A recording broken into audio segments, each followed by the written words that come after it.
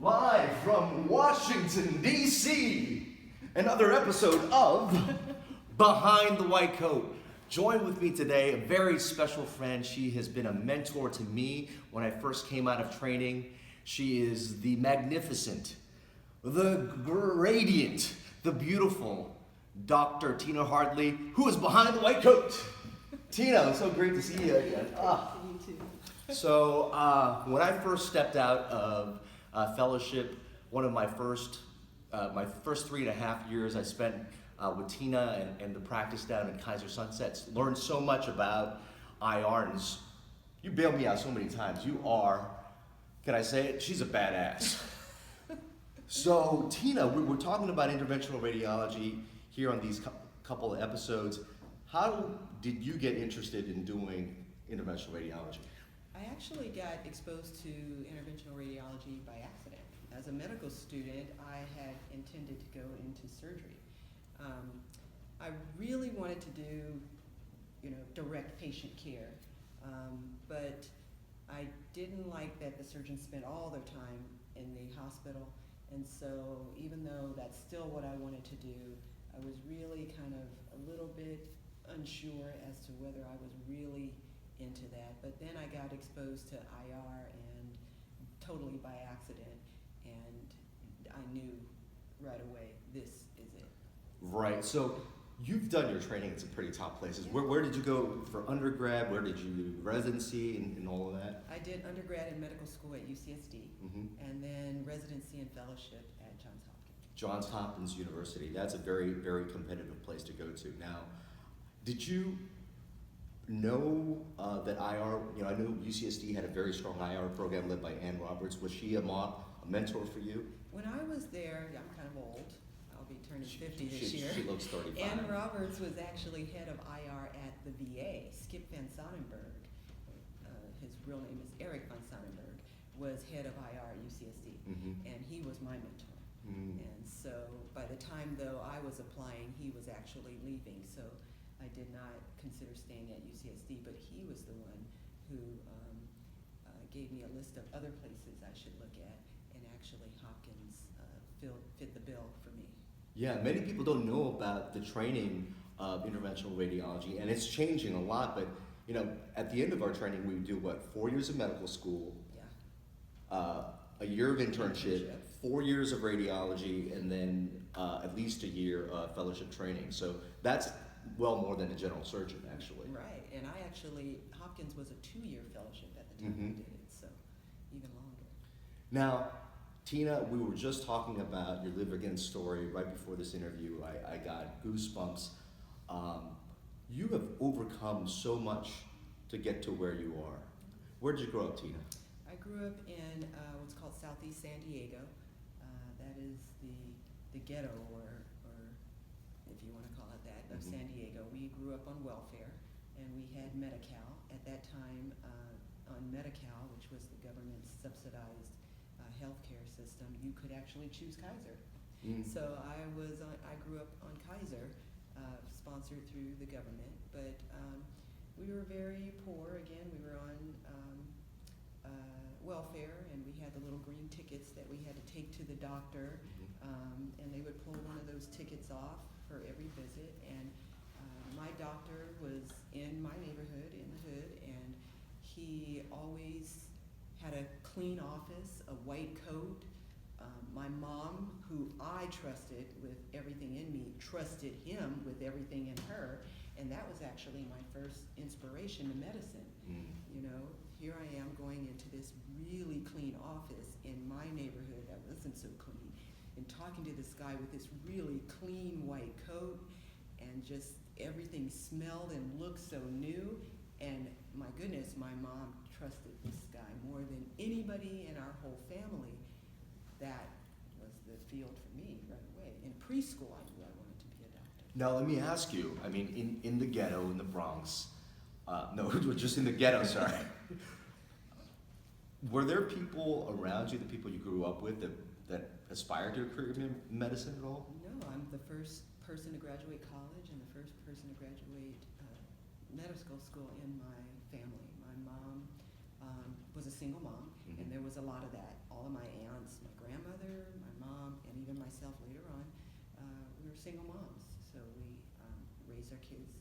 myself. But my mom was, she was a badass too. So Wonder where she got it, huh? yeah, I mean, she did not spare the rod for my sister and I, and we had to be in before the street light came on, and homework had to be done. There was no TV and radio after school until the homework was done, and she was a hard ass, and she did not tolerate any crying for silly reasons. She did not tolerate us having fights at school or getting suspended at school or being late to school or none of that. And she would bring out the belt anytime she felt we needed it. Mm-hmm. And at that time we thought we were abused, but later on as we were adults we realized that we were disciplined. Mm-hmm. And my mom had kids after us where she was clearly changing her parenting skills, probably because she was tired from all the effort it took her to raise us. And so she didn't spank my younger siblings, and there are 3 of them. And as a consequence, if you knew them, you would see the difference between my sister and I and the 3 of my siblings. I got spanked a lot too. And look at where I ended up. So it may say something. No. Wow. So you come from a family where nobody has gone into medicine. You were probably raised in an area where very little mentors and inspiration, other than your mother. Who did you seek for inspiration and mentorship at that time during elementary, high school and whatnot? Yeah, it was my pediatrician. It was my pediatrician who was my initial inspiration, and I loved going to the doctor because this was kind of like a rose in a neighborhood full of weeds, and it was like my ability to see something outside of the normal ugliness that surrounded us, and so I just latched onto that, and I knew from such a young age that this was for me, and it was all psychological at first, but later on it became just like my mom said, okay, that's it, you're going to be a doctor. And I got the same. And Mom, you're completely right. You've always been right. Now, so you've excelled in high school. You now enter college and you enter medical school. There's not that many people that look like you in medical school. Talk about that. Well, that's true. The further you get in your education, you find that the numbers of people that look like you get less and less and less. And then on top of that, you got to go over and above to be considered equal. But I was ready to rise because I had that difficult upbringing. I had a really stern mom, and I knew that if I didn't kick my own butt, well, she would kick my butt. So it didn't take much of other people's pushing to push me, because I was pushing myself, and my mom was pushing me too. And so that, was the inspiration that I needed to be very disciplined. And it got harder, because there's again not that many people that you can ask about their experiences, because they don't have the exact same experience. Yeah. It's hard, but in that way. But you find that people are people, and even though my struggle was A, this other person's struggle, even though they don't look like me, their struggle was B. But most of us had a struggle. Going through medical school, and that's difficult for everybody, and you may not have come from the hood or been raised by a single parent home. You might have had something else, but your struggle is your struggle, and no one's struggle is any more important than anybody else's. What's important is that we all come through it. Oh man, you so powerful. I mean, every time I was with her, I am so glad that when I had stepped out of fellowship, there was somebody out there who just got my back, and that was one thing. She told me very early on, I got your back. And when she says it, I'm all good. I'm like, hey. Thank you for being that role model for me, and thank you for being so supportive of me in my career.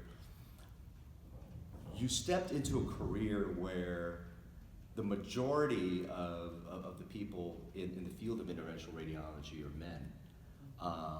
Was that something you considered at all at the time? And how did you think through the process of going into something that might not? But you've always probably have been through. Probably not too many black women in medical school, or the top of your class in college, etc. Right? That's true. So it's hard, You're always, as a person of color in America, you're always in the minority. So that was just been a way of life for me from the beginning, especially when you're counting on going into medicine, and then of course IR, and oh my gosh, you're going to train at Hopkins, and you're a black female. But I tell you what empowered me was, there's a lot of people applying for so few positions, whether it be medical school, internship, residency, fellowship, there are a lot of people applying. And what empowered me was that the people that accepted me believed in me. And so I had something that I wanted to prove. I wanted to let them know that I was going to see to it that they didn't feel like they made a mistake.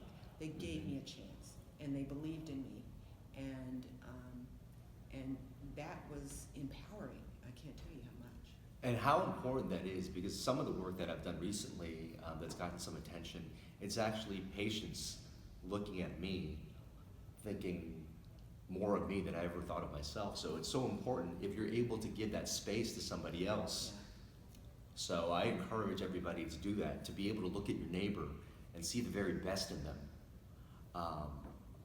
But you've raised two beautiful daughters who I've met. Congratulations with all of that. Now you're the senior interventional radiologist over in a very large tertiary center in Los Angeles. Tell me now, what's the majority of your practice? I know you do a lot of fibroids, you do a lot of cancer. Yeah, interventional oncology is the majority of my practice, and then the uterine artery embolizations, fallopian tube recanalizations, those take up quite a bit of my time, but a lot of dialysis interventions. The good thing is we share sort of everything, but interventional oncology, I would say, is the majority of our practice. Yeah, so a lot of people have approached me not knowing what interventional oncology, interventional radiology is. They take the term radiology and they think that we're just imagers. Well, we're image specialists, but the interventional part of it means that we actually intervene and do procedures and are actually clinicians. You have clinic time every week. Absolutely, which is a necessary evil. Clinic is not my favorite, but it's absolutely necessary, and we cannot go forward as a practice or even as a specialty without that clinical model. It is absolutely necessary, and I encourage all of interventional radiologists all over the world to really embrace the clinic model, because it's imperative for patient care, patient follow-ups, and I actually don't hate it now as much as I used to. It's certainly growing on me because I love my patients. I love to follow up with them and see how they're doing, and I love just discussing with them and living their lives with cancer. Yeah. And so that part is really, really rewarding. But it's just, at our practice, it's such a busy practice that what I like least about it is not having more time with each patient. But certainly we learn so much of our patients. I know a lot of people watching here are aspiring. They're probably going to be people of color, young women and girls out there looking at this and saying, "Wow, look at her." I mean, you're my hero. Oh, stop. and I'm a middle-aged man. So what do you tell somebody when they might have different obstacles in their life and they have a dream that they may want to pursue? What's the advice you give to them? The most important advice I think I can give to anybody, and this one, the same advice that I give to my kids, is find something you love to do and figure out a way to get paid to do it. And that's IR for me.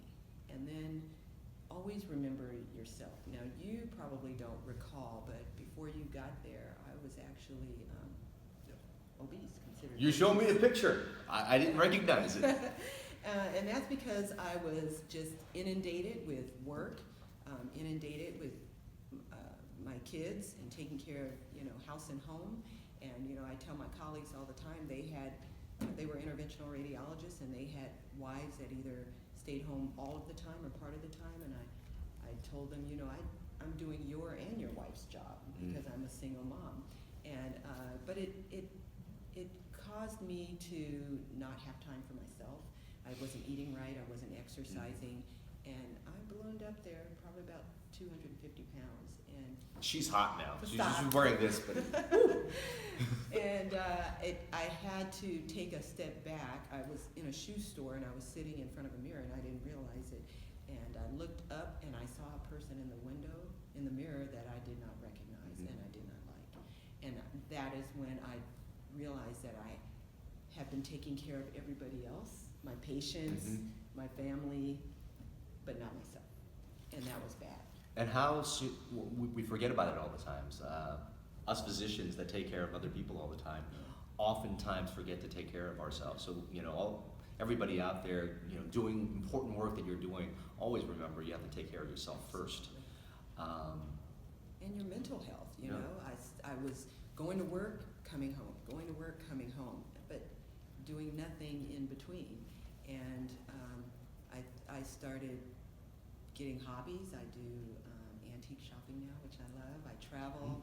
I spend time with family that I, never used to have time for, but, having my sister pass without spending more time with her taught me that that was the wrong thing to do, and that I can still be dedicated to my job and my kids and my patients and still have time for, the important things. Oh, so important to recognize those things and be cognizant of those things throughout your process. Time's running a little bit short in the show, but here we are behind the white coat. It's really a show about physicians, celebrities, artists, they all coming together and showing a side of themselves that we don't get to see, maybe the mask that we hide behind, and we certainly see the hero behind you, but what do you think your legacy will be? I know you've already touched so many people, but just coming from yourself, what do you think your legacy is? I just hope my legacy is one that it shows the value of perseverance and the value of just being determined, and that's all I really want to show. Well, you definitely show me that. So your legacy will definitely live on with me, for sure. Thank you so much for coming. Oh, this was awesome. All right, bye-bye.